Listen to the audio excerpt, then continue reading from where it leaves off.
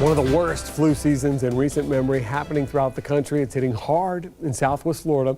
We told you this week how Lee Health is now restricting children from visiting its hospitals until further notice because of the flu. But what about when you're on an airplane where those close quarters can feel like germ farms?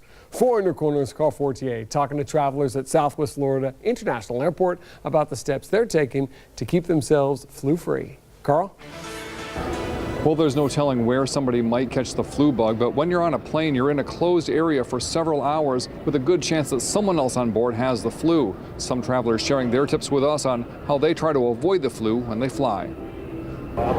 First thing I do is get a flu shot every year. When Alex Harrison of Calgary flies into Southwest Florida from Canada, she doesn't just rely on her flu vaccination to keep her from getting sick. She makes sure to disinfect anything she might touch. Second thing I do is I travel with wipes so that I can wipe down my chair, table, and seat rests. Health experts agree, advising that you wipe down armrests and tray tables, the most likely hard surfaces you'll touch on a plane. It's also a good idea to stay hydrated, but avoid caffeine and alcohol while on board, which could compromise your immune system. And consider using a nasal spray so your nasal passages don't dry out. They help prevent respiratory viruses like the flu. And Bob Dyer from Toronto says someone told him of another unique way to avoid germs on a plane: wear a baseball cap. He says germs coming from behind will go over your head, and with the cap having the brim, it won't come into your face, but it'll go kind of off.